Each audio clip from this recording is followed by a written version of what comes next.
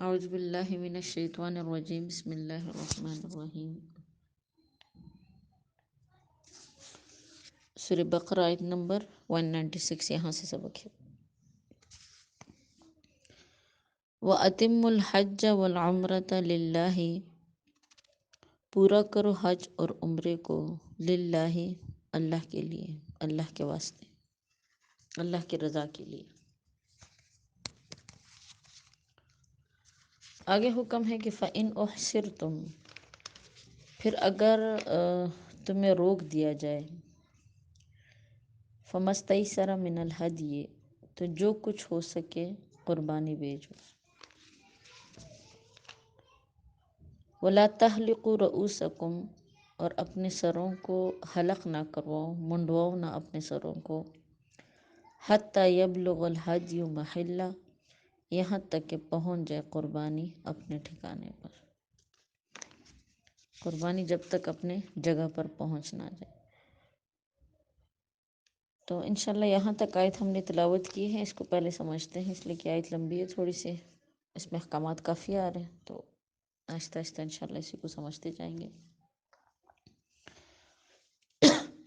سب سے پہلے دیکھیے بات سمجھے کہ قرآن نے حکم دیا ہے وَأَتِمُّوا الْحَجَّ وَالْعُمْرَةَ لِلَّهِ، تم مکمل کرو، پورا کرو حج اور عمرے کو اللہ کے لیے۔ اللہ نے حکم دیا ہے امر کے صیغے کے ساتھ، تو معلوم ہوا کہ حج کرنا انسان کے ذمہ واجب ہے، یعنی اسی پر اجماع ہے، یعنی حج جو ہے یہ لازم ہے، ضروری ہے، فرض ہے۔ اسلام کے ارکان میں سے ایک رکن ہے حج۔ رب کریم نے قرآن کی ایک دوسری جگہ پر ارشاد فرمایا کہ وَلِلَّهِ عَلَى النَّاسِ حِجُّ الْبَيْتِ مَنِ اسْتَطَاعَ إِلَيْهِ سَبِيلًا، اور اللہ کا فرض ہے لوگوں پر حج کرنا اس گھر کا کہ جس کو قدرت ہو اس تک پہنچنے کی۔ شرط یہ ہے کہ وہاں تک جانے کی اور واپس آنے کی استطاعت ہو۔ آپ صلی اللہ علیہ وسلم نے بھی فرمایا، احادیث میں آتا ہے کہ اسلام کی بنیاد 5 چیزوں پر ہے۔ اول، گواہی دینا کہ اللہ کے سوا کوئی معبود نہیں اور محمد اللہ کے سچے رسول ہیں۔ نمبر 2، نماز قائم کرنا۔ نمبر 3، زکوٰۃ ادا کرنا۔ نمبر 4، حج کرنا، اور نمبر 5، رمضان کے روزے رکھنا۔ تو ان احادیث اور قرآن کی آیات سے معلوم ہوتا ہے کہ حج کی ادائیگی واجب ہے، فرض ہے اس شخص پر کہ جو صاحب استطاعت ہو۔ اس لیے کہ یہاں پر تو الفاظ نہیں، لیکن قرآن کی ایک دوسری آیت میں اللہ نے واضح طور پر فرمایا مَنِ اسْتَطَاعَ إِلَيْهِ سَبِيلًا، جو شخص اس راستے پر سفر کرنے کی استطاعت رکھ سکتا ہو، یعنی اتنا اس کے پاس ہو خرچہ کہ وہ جا بھی سکے آرام سے اور اپنے گھر والوں کے پاس واپس پہنچ بھی سکے، یہ نہیں کہ ایک سائیڈ کا خرچہ ہو بلکہ دونوں طرف، اور پھر ساتھ اتنا بھی ہو کہ جتنے دن وہاں پر رہے تو اس کو مانگنے کی ضرورت بھی نہ پڑے، بلکہ وہاں پر بھی اپنا خرچہ کھانے پینے کا، مطلب وہ خرچہ جو ہے وہ آرام سے، اپنے رہائش کا کھانے پینے کا خرچہ جو ہے وہ آرام سے مطلب وہ برداشت کر سکے۔ جہاں تک بات ہے عمرے کی، تو دیکھیے جس مسلک کو، جس امام کو ہم فالو کرتے ہیں، امام ابو حنیفہ رحمہ اللہ، ان کا مذہب، ان کا قول تو یہ ہے کہ عمرہ کرنا سنت ہے۔ باقی ائمہ کے نزدیک عمرہ واجب ہیں۔ امام احمد بن حنبل رحمہ اللہ کے نزدیک عمرہ واجب ہیں۔ امام شافعی رحمہ اللہ بھی اس کے وجوب کے قائل ہیں۔ امام مالک رحمہ اللہ نے فرمایا کہ عمرہ سنت ہے، اور امام ابو حنیفہ رحمہ اللہ بھی فرماتے ہیں کہ عمرہ کرنا سنت ہے۔ اور جو سنت کے قائل ہیں، ظاہر بات ہے قرآن میں دیکھیں سنتوں کا بیان تو نہیں ہے نا، قرآن کے اندر تو واجبات اور فرائض کا بیان ہے، تو جو ائمہ سنت کے قائل ہیں ان کے نزدیک آیت کا مطلب یہ ہے کہ اگر کسی شخص نے عمرہ شروع کر لیا ہے، یعنی اس کی نیت کر لی ہے، احرام باندھ لیا ہے عمرے کا، تو اب اس انسان کے ذمے عمرے کو پورا کرنا واجب ہے۔ ٹھیک ہے نا. یعنی ویسے بذات خود تو اللہ پاک نے کسی بھی انسان کے ذمے عمرے کو فرض یا واجب نہیں قرار دیا ہے، وہ ایک نفل ہے، سنت ہے.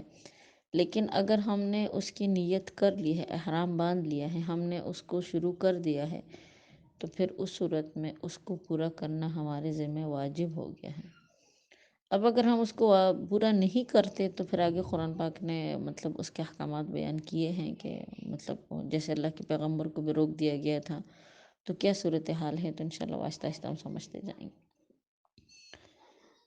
تو انشاءاللہ سمجھ آ گئی ہوگی بات کہ، اور یہی حکم حج کا بھی ہے کہ اگر کسی انسان کے ذمہ حج تو فرض نہیں ہے، ٹھیک ہے نا، لیکن اس نے حج کا احرام باندھ لیا ہے، اس نے حج کی نیت کر لی ہے، اس نے تلبیہ پڑھ لیا ہے، حج کا احرام باندھ لیا ہے، نیت کر لی ہے، تو احرام باندھنے کے ساتھ ہی ظاہر بات ہے وہ اس عمل میں داخل ہو گیا ہے.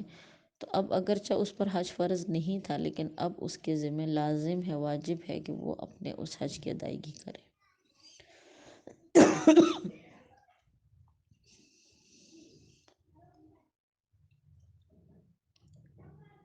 اور یہی چیز بہت ساری احادیث میں آتی ہے، یعنی حج کی فرضیت اور حج کی اہمیت بھی مطلب مختلف احادیث میں بیان کی گئی ہے، اور قرآن کی مختلف آیات میں بھی اس چیز کا ذکر ہے. آگے پھر فرمایا گیا ہے کہ فَإِنْ أُحْصِرْتُمْ، پھر اگر تمہیں روک لیا جائے، یعنی اگر تم حج یا اس عمرے سے جس کی تکمیل کا تمہیں حکم دیا گیا ہے تم رک جاؤ، تمہیں روک دیا جائے، تو آیت کا نزول صاف طور پر واضح ہو رہا ہے کہ آیت کا نزول جو ہے وہ حدیبیہ کے واقعے کے بارے میں ہے. جناب نبی کریم صلی اللہ علیہ وسلم کا حدیبیہ کے سال میں عمرے کا احرام، یعنی انہوں نے عمرے کا احرام باندھا تھا. اس کے بعد آپ صلی اللہ علیہ وسلم روک لیے گئے تھے، پھر آپ حلال ہو گئے تھے. یعنی آپ علیہ السلام کو راستے ہی میں روک لیا تھا، آپ کو عمرہ کرنے نہیں دیا گیا تھا، اور انہوں نے آپ کے ساتھ مشرکین مکہ نے یہ سلوک کر لی کہ اگلے سال آپ آ کے نا اس کی وہ مطلب ادائیگی کرے. تو بہرحال اس آیت میں مسائل بیان کیے گئے ہیں. آپ صلی اللہ علیہ وسلم کا روکنا امر الہی سے ہی تھا، حکم الہی سے، اور اللہ پاک نے بہت سارے احکامات اس میں ہمارے لیے بیان کرنے تھے. تو احصرتن کا معنی ہے کہ مسلمانوں، اگر تم مسلمانوں کو کافر مطلب جو تمہارے دشمن ہیں وہ تمہیں روک دیں، یا پھر کسی بیماری کی وجہ سے، یا پھر خرچ کی چوری ہو جانے کی وجہ سے، یا پھر عورت کے لیے محرم کے مر جانے کے سبب بیت اللہ تک پہنچنے سے اس کو روک دیا جائے، تو یہ تمام صورتیں حصار کے اندر داخل ہے. یعنی کسی بھی وجہ سے کہ ہم نے مطلب نیت بھی کر لی ہے، ویزا بھی لگ گیا، سب کچھ ہو گیا، لیکن اب ہمیں کوئی ایسا عذر مطلب پیش آ گیا ہے، ہم نے احرام بھی باندھ لیا ہے، لیکن اب کچھ ایسا مسئلہ ہو گیا ہے، بیماری ہے، یا پھر مطلب کوئی بھی ایسا مسئلہ ہو گیا ہے کہ اب ہم نہیں جا سکتے، تو اس کو احصار کہتے ہیں. حصر کا لغوی معنی ہوتا ہے روکنا. روکنے کا خواہ کچھ بھی سبب ہو، سب کے لیے یہی لفظ استعمال ہوگا، چاہے مرض ہے یا کوئی اور وجہ ہے. تو مطلب یہ ہے کہ اگر تمہیں روک دیا جائے، جیسے میں نے آپ کو بتایا نا کہ آیت کا نزول حدیبیہ، قصہ حدیبیہ میں یہ آیت نازل ہوئی. اب ظاہر بات ہے وہاں کوئی مرض وغیرہ تو نہیں تھا، لیکن دشمنوں نے آپ صلی اللہ علیہ وسلم کو وہاں جانے سے آپ کو روک دیا تھا. تو اسے معلوم ہوا کہ اگر کسی وجہ سے بھی ان کو، یعنی کسی بندے کو روک دیا جائے، کسی وجہ سے بھی مطلب وہ روک جائے، تو قرآن نے حکم دیا ہے کہ فَمَسْتَيْسَرَ مِنَ الْهَدْيِ، تو جو کچھ ہو سکے قربانی بھیجو. کیا مطلب؟ یعنی ہدی کا مطلب ہے کہ اونٹ ہے، گائے ہے، بکری ہے، مطلب جو بھی ہے، محصے پر، یعنی جو جس کو روک دیا جائے اس پر ہدی واجب ہے. ٹھیک ہے نا.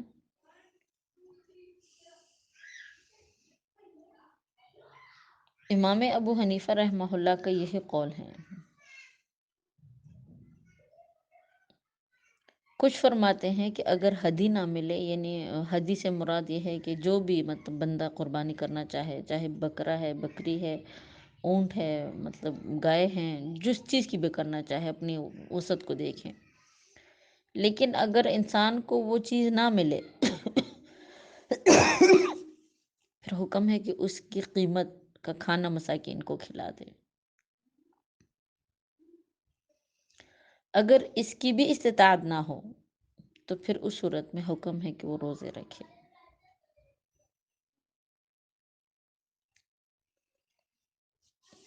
سمجھ آ رہی ہے نا؟ حکم ہے کہ وہ روزے رکھے، لیکن افضل ترین حکم یہ ہے کہ وہ قربانی کرے، ہدی، جو امام ابو حنیفہ رحمہ اللہ فرماتے ہیں۔ وَلَا تَحْلِقُوا رُؤُوسَكُمْ حَتَّى يَبْلُغَ الْحَدْيُ مَحِلَّهُ، اور جب تک وہ ہدی جو ہے وہ قربانی وہ اس جگہ تک پہنچ نہ جائے تو اپنے سروں کو نہ منڈوائے۔ امام ابو حنیفہ رحمہ اللہ فرماتے ہیں کہ محلہ سے مراد حرم ہے، کیونکہ دوسرے مقامات پر اللہ پاک نے صاف طور پر فرمایا ہے،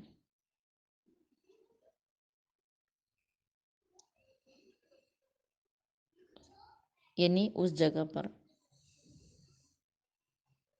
امام ابو حنیفہ رحمہ اللہ کے نزدیک ذبح کے لیے 10ویں تاریخ کا ہونا ضروری نہیں، لیکن امام ابو یوسف رحمہ اللہ جو حنفی ہی مسلک کے ہیں فرماتے ہیں کہ اگر انسان کو حج سے روک دیا جائے تو پھر 10ویں ہی تاریخ یعنی یوم نحر جو کہلاتا ہے وہ ذبح کرے، لیکن اگر حج نہ ہو، اس کو عمرے سے روک دیا گیا ہو، تو پھر اس کے لیے لازمی نہیں ہے کہ مطلب 10ویں ہی تاریخ کو وہاں پر مطلب قربانی کی جائے، بلکہ وہ جس دن بھی چاہے۔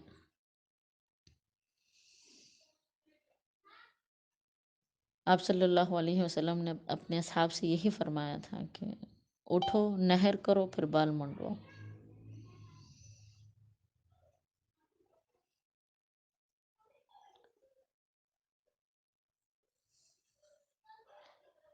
یعنی آپ صلی اللہ علیہ وسلم نے اپنی ہدی جو تھی نا وہ حرم میں بھیجی تھی۔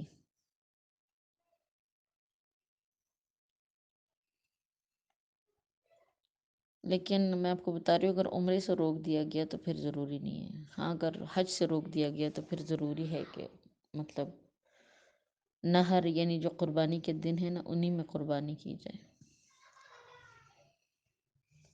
بہرحال اس کے مسائل کافی باریک ہوتے ہیں جو اس طرح فوراً آپ کو سمجھانا تھوڑی مشکل ہوں گے۔ ایسی کوئی صورتحال کبھی بھی کسی کے ساتھ پیش آئے تو بہتر ہے کہ وہ کسی مفتی صاحب سے مطلب مسئلے کو معلوم کر لے۔ فمن کان منکم مریضا او بہ اذی من رأسہ، اور جو کوئی بھی تم میں سے بیمار ہو یا اس کو تکلیف ہو سر میں، ففدیۃ من صیام او صدقۃ او نسک، تو لازم ہے اس پر روزے یا پھر کوئی صدقہ یا قربانی۔ خطاب یہاں پر احرام والوں کو ہے۔ مریضن سے ایسا مرض مراد ہے کہ جس میں انسان سر منڈوانے کا محتاج ہو، یعنی اس کو تکلیف ہو سر میں، مثلاً سر میں زخم ہو یا اور سر کے اوپر کوئی ایسا پھوڑا وغیرہ نکلا ہوا ہو کہ وہ سر منڈوا نہیں سکتا، تو اگر وہ سر نہیں منڈوا سکتا تو تب بھی اس پر فدیہ واجب ہے۔ اس طرح جو شخص کسی عذر سے خوشبو لگائے یا سلا ہوا کپڑا پہنے تو اس کا بھی یہی حکم ہے کہ وہ یا پھر مطلب اس پر بھی جو فدیہ ہے وہ واجب ہے۔ اور اس فدیے کو قرآن نے یہاں پر بیان کیا ہے کہ یا وہ 3 دن کے روزے مراد ہیں، یا تو سب سے کم ترین درجہ یہ ہے کہ بندہ 3 دن کے روزے رکھے۔ ان روزوں کو مسلسل رکھنا بھی ضروری نہیں، یا پھر حکم ہے کہ کوئی صدقہ وغیرہ کرے، یا پھر یہ درمیانی حکم ہے، اور افضل ترین حکم یہ ہے کہ وہ قربانی کرے، ہدی جو مطلب کوئی چیز۔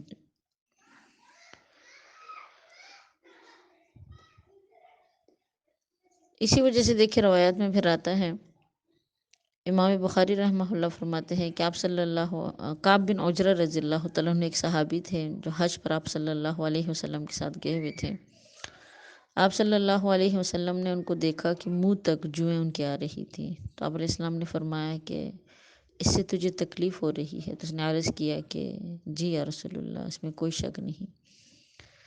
تو آپ صلی اللہ علیہ وسلم نے انہیں ٹائم سے پہلے ان کو سر منڈوانے کا حکم فرمایا، لیکن ساتھ حکم دیا کہ اب تم اس کے بدلے میں نا فدیہ ادا کرو، یا تو 3 دن روزے رکھو، یا پھر مطلب صدقہ کرو، یا کوئی ساتھ ساتھ نا مطلب قربانی وغیرہ کرو۔ اور کہتے اسی موقع پر یہ آیت بھی نازل ہوئی تھی کہ آپ صلی اللہ علیہ وسلم نے پھر کعب بن عجرہ کو حکم فرمایا کہ یا تو مطلب مساکین کو کھانا وغیرہ تقسیم کرو مساکین میں، یا پھر کوئی بکری وغیرہ ذبح کرو، یا پھر 3 دن کے روزے رکھو۔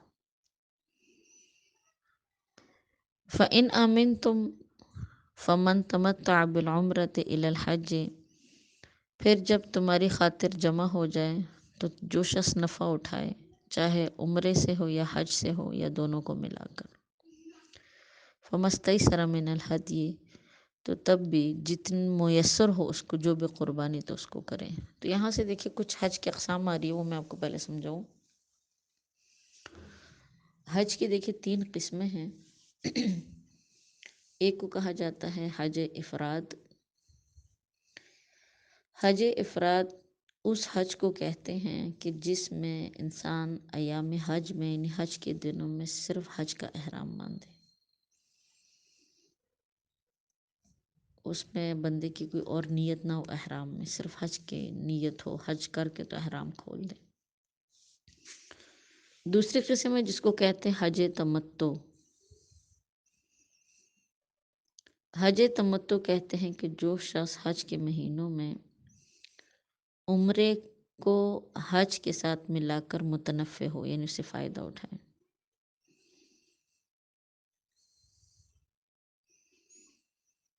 سمجھ آ رہی ہے نا؟ جو شخص حج کے مہینوں میں عمرے کو حج کے ساتھ ملا کر متنفع ہو، اس کو حج تمتع کہا جاتا ہے۔ اور تیسری قسم ہے قران۔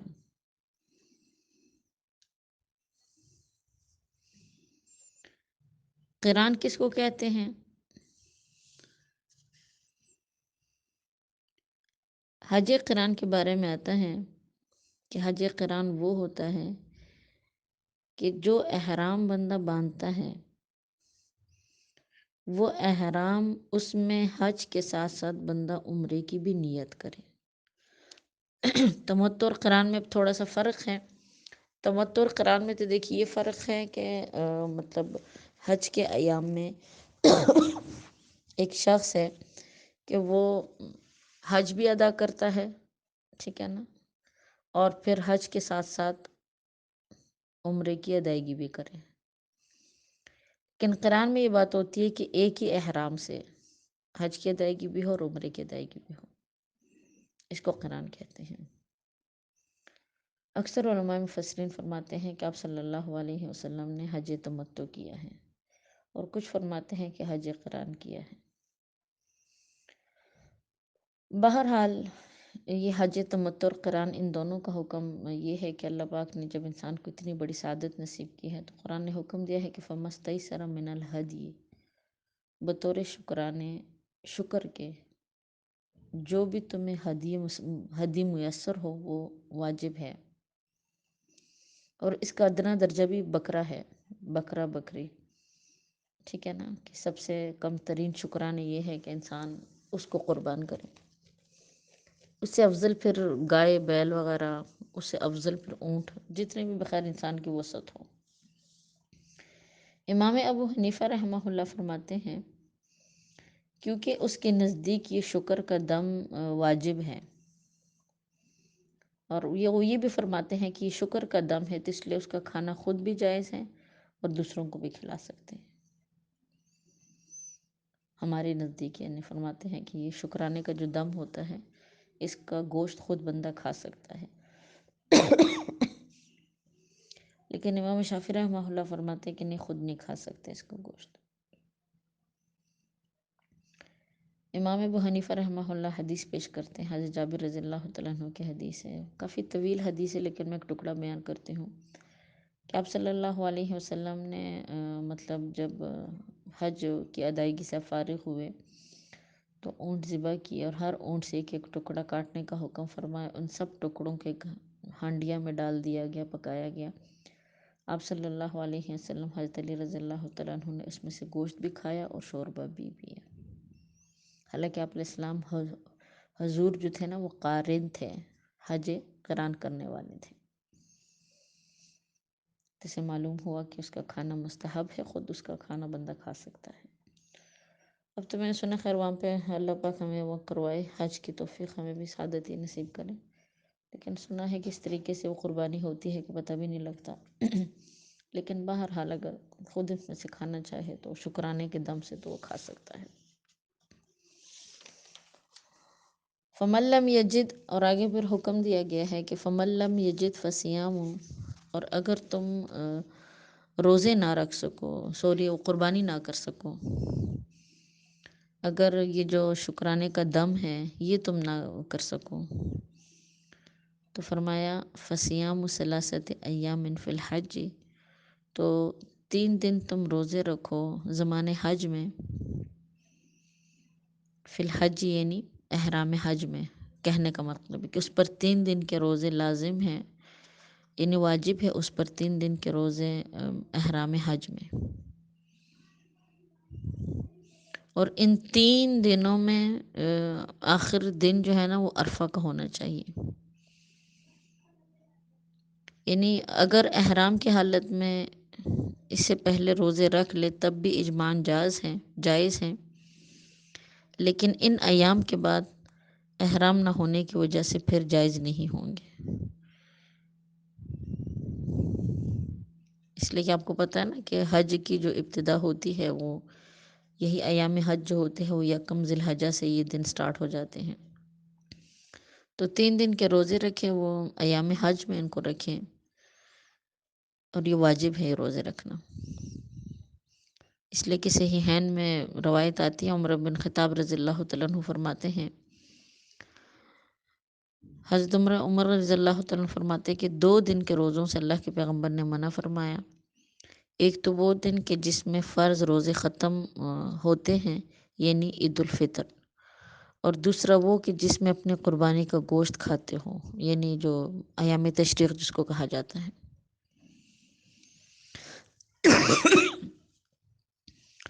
ایام تشریق کے روزوں کے بارے میں آپ صلی اللہ علیہ وسلم نے ممانعت کی ہے، آپ علیہ السلام نے منع فرمایا ہے کہ ان میں روزہ نہ رکھنے کا حکم ہے۔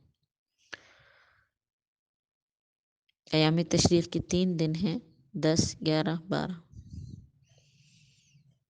ٹھیک ہے نا، تو ان دنوں میں روزہ رکھنے سے آپ صلی اللہ علیہ وسلم نے منع فرمایا ہے۔ ظاہری بات ہے جب یہ 3 دنوں کی ممانعت ہے تو پھر پہلے ہی رکھنے پڑیں گے کہ عرفہ کا جو روزہ ہے نا وہ مستحب ہے حاجیوں کے لیے بھی، عام لوگوں کے لیے بھی، کہ بھی عرفہ کے روزے تک وہ روزے ختم ہو جائے۔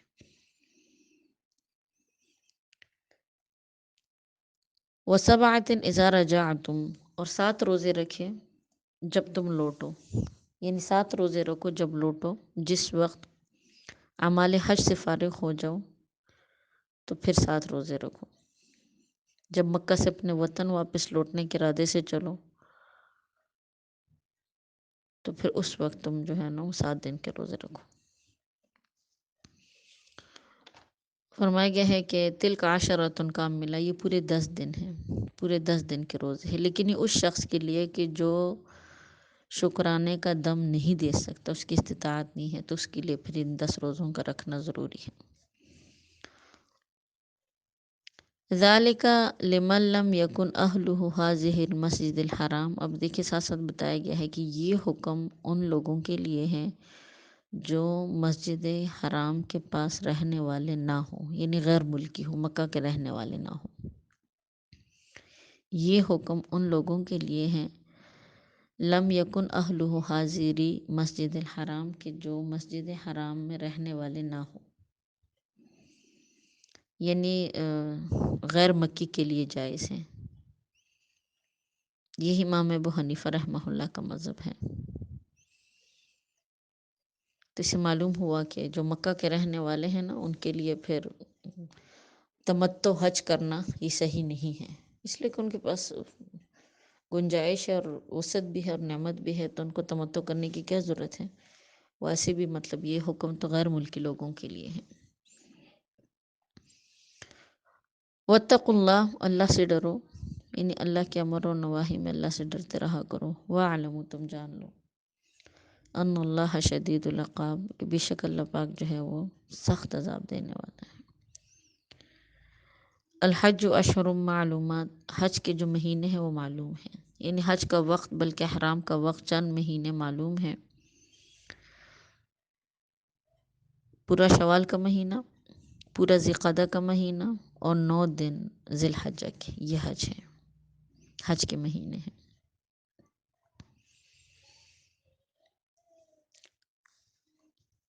شوال، ذیقعدہ، اور یہی تقریباً 10 دن ذی الحجہ کے بنتے ہیں۔ یہ حج کے مہینے ہیں کہ الحج اشہر معلومات، حج کے مہینے معلوم ہیں۔ فمن فرض فیہن الحج، ان دنوں میں جس شخص پر حج لازم ہو جائے۔ اب یہاں پہ دیکھیں پورے سال کی بات نہیں ہے، وہ زکوٰۃ والی بات نہیں ہے کہ پورا سال ہمارے پاس مال ہو اس کے بعد جا کے ہمیں زکوٰۃ دینی ہوتی ہے۔ پورا سال اس پر گزرے، مطلب اس میں ہمارے پاس کوئی کمی بھی نہ آئے، تب جا کے ہمیں زکوٰۃ دینی ہوتی ہے۔ اس میں تو اللہ نے بڑی وسعت پیدا کی ہے۔ حج کے اندر اللہ نے فرمایا کہ ان ایام میں، جو ایام میں حج ہے یا پھر اشہر حج ہے، جو میں نے آپ کو بتایا کہ شوال، ذیقعدہ اور ذی الحجہ کے، جو ان دنوں میں اگر تمہیں اللہ اتنی وسعت دے دے کہ تم آرام سے جا سکتے ہو، واپس آ سکتے ہو، وہاں پر اپنا خرچہ برداشت کر سکتے ہو، تو تمہارے ذمے حج فرض ہو گیا۔ فمن فرض فیہن الحج، پس جس نے لازم کر لیا اپنے اوپر حج، یعنی جس نے اپنے ذمے ان مہینوں میں حج کو واجب کر لیا، یعنی یا تو حج کا احرام باندھ لیا، حج کی نیت کر لی۔ احرام نام ہوتا ہے قلب سے نیت کرنے کا، جیسے روزے کی نیت ہوتی ہے نا، تو اسی طرح حج کی بھی نیت ہوتی ہے۔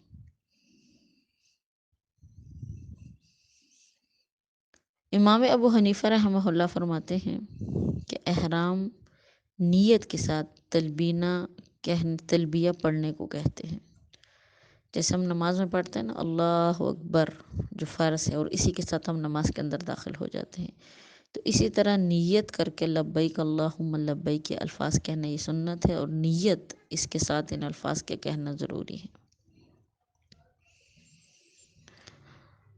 فلا رفثا، پھر اگر یعنی تم نے احرام باندھ لیا، حج کی نیت کر لی، تو پھر اس صورت میں قرآن نے کچھ آداب بتا دیے ہیں کہ فلا رفثا، نہ تو عورتوں کے پاس جانا،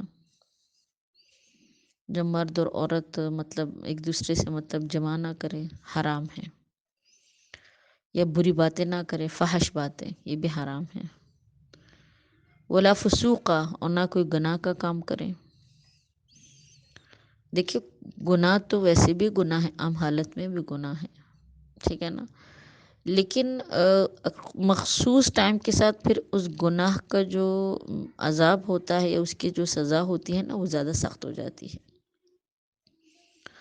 جیسے مثال کے طور پر جھوٹ بولنا ویسے بھی حرام ہے، کوئی یہ نہیں ہے، اس لیے کہ اللہ کا فرمان ہے کہ لعنت اللہ علی الکاذبین، جھوٹ بولنے والوں پر اللہ کی لعنت ہے، اللہ کی رحمت سے محروم ہے وہ لوگ۔ لیکن اب ایک شخص ہے، اس نے احرام کی نیت کر لی، چاہے عمرے کی نیت کر لی، احرام باندھ لی عمرے کے لیے یا پھر حج کے لیے،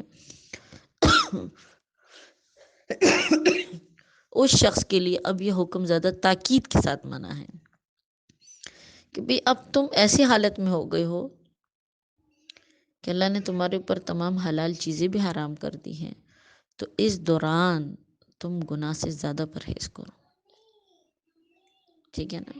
احرام کا مطلب ہی کیا ہوتا ہے نا کہ ساری چیزیں انسان کے اوپر حرام ہو جاتی، بہت ساری حلال چیزیں بندے کے اوپر حرام ہو جاتی ہے، جیسے میاں بیوی کا میلاب عام دنوں میں تو حلال ہے بلکہ ثواب ہے، لیکن احرام کی نیت اگر کسی شخص نے کر لی، احرام باندھ لیا، تو پھر اس کے لیے یہ چیز صحیح نہیں، حرام ہے۔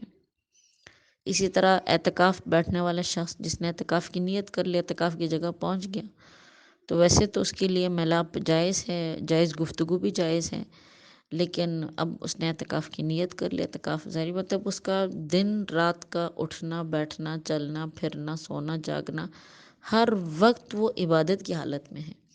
اب چاہے وہ عبادت کرے یا نہ کرے، لیکن وہ اللہ کی طرف سے اللہ کا حکم ہے کہ اب تم عبادت کی حالت میں ہو، تو عبادت کی حالت میں تو کوئی بھی اپنے شوہر سے ملاپ نہیں کرتا، تو پھر یہ چیزیں اس دوران کیا ہو جاتی ہے، حرام ہو جاتی ہیں۔ جیسے نماز کا، جب ہم نماز کے لیے تکبیر تحریمہ کہتے ہیں اللہ اکبر، نماز میں داخل ہو جاتے ہیں، تو جیسے نماز کے اندر ہمارے لیے بعض جائز باتیں بھی ناجائز ہو جاتی ہے۔ جیسے اب دیکھیں عام روٹین میں اگر ہم نماز کی حالت میں نہیں ہیں تو باتیں کرنا جائز ہیں، لیکن نماز کی حالت میں جائز نہیں ہے۔ کھانا کھانا عام روٹین میں جائز ہیں، لیکن نماز کی حالت میں اس کو کھانا جائز نہیں ہے۔ پانی پینا جائز ہے، لیکن نماز کی حالت میں جائز نہیں ہے۔ تو اسی طرح میری بہنوں، احرام کا بھی حکم ہے۔ اللہ پاک ہم سب کو توفیق عطا کرے اس گھر کی زیارت کرنے کی، حج کی حالت میں بھی، عمرے کی حالت میں بھی۔ یہ کچھ آداب ہے کہ جب انسان احرام باندھ لیتا ہے، نیت کر لیتا ہے، تو گناہوں سے بچنا تو ویسے ہی ضروری ہے، لیکن ایسی حالت میں پھر اس کے لیے لازم ہے، ضروری ہے کہ وہ گناہوں سے بچے، اس لیے کہ وہ عبادت کی حالت میں ہے۔ اب اگر کوئی شخص عبادت کی حالت میں گناہ کرتا ہے تو آپ خود سوچیں کہ اللہ کی طرف سے کتنی سخت سزا ہے، اور کتنا سخت وہ گناہ گار ہوتا ہے پھر۔ اگر آپ نمازی کی حالت میں ہم نازیبہ حرکات کریں جس سے اللہ نے ہمیں منع کیا ہے، تو اللہ کا غصہ اور اللہ کا غضب اور اللہ کا قہر ہم پر نازل نہیں ہوگا؟ تو سیم یہی حالت احرام کی بھی ہوتی ہے۔ اللہ پاک ہم اس کو سمجھنے کی توفیق عطا کرے کہ ولا فسوق، اور نہ کوئی گناہ کا کام کرے کوئی شخص بھی، محرم جب احرام کر لے، باندھ لے۔ ولا جدال، فرمایا کہ نہ تم لڑائی جھگڑے کرو فی الحج، حج کے دنوں میں، حج کے احرام میں۔ یہاں پر بطور خاص جھگڑوں کا ذکر اس لیے کیا کہ اہل جاہلیت کی عادت تھی کہ عرفات میں مختلف مواقع پر ٹھہرتے تھے، اور ہر ایک یہ سمجھتا تھا کہ میں ابراہیم علیہ السلام کی جگہ ٹھہرا ہوں، اور اسی پر آپس میں لوگ لڑائی جھگڑے کرتے تھے۔ اب بھی خیر بہت برے حالات ہوتے ہیں، جیسے حجر اسود کو بوسہ دینے کے لیے جن بہنوں نے کیا ان کو اندازہ ہوگا، خیر حجر اسود کو بوسہ دینے کے لیے، وہاں تک پہنچنے کے لیے کتنے غیر محرموں سے انسان ٹچ ہوتا ہے، اور اللہ معاف کرے ہر طرح کے لوگ وہاں پہ آئے ہوئے ہوتے ہیں، نہ تو آداب کا خیال رہتا ہے، اور بہت نازیبہ حرکات ہوتی ہے۔ خاص طور پر روزے پر حاضری دیتے وقت بھی بہت برے حالات ہوتے ہیں۔ تو بہرحال جتنا آداب انسان ملحوظ رکھ سکتا ہے، انسان ان آداب کو ملحوظ رکھے۔ قرآن نے حکم دیا ہے کہ ولا جدال فی الحج، اور نہ تم جھگڑا کرو حج میں جب تم نے حج کا احرام باندھ لیا۔ وما تفعلوا من خیر یعلمہ اللہ، دیکھو جو کچھ بھی تم کرو گے، کوئی بھی نیکی کرو گے، اللہ پاک اس کو بخوبی جانتا ہے۔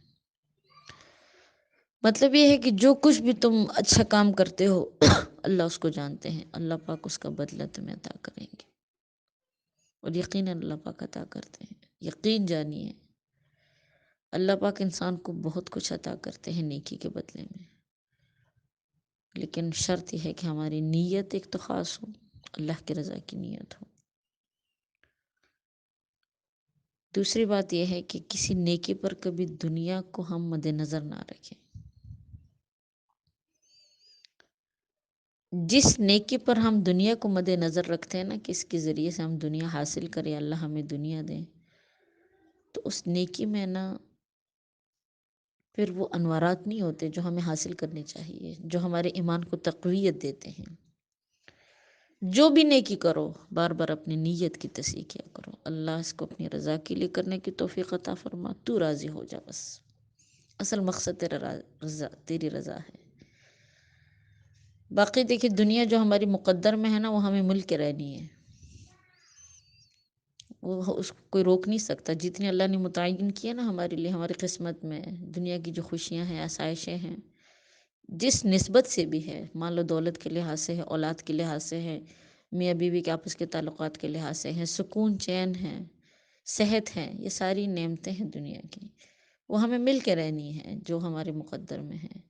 ہاں لیکن رب کی رضا سے جب انسان ان کو لیتا ہے تو اللہ پاک اس میں لطف عطا کرتے ہیں، اور اگر ہر وقت شکوں میں رہتے ہیں تو پھر جو نعمتیں ہوتی ہیں نا وہ بھی محسوس نہیں ہوتی، وہ ان کا بھی پتہ نہیں لگ رہا ہوتا۔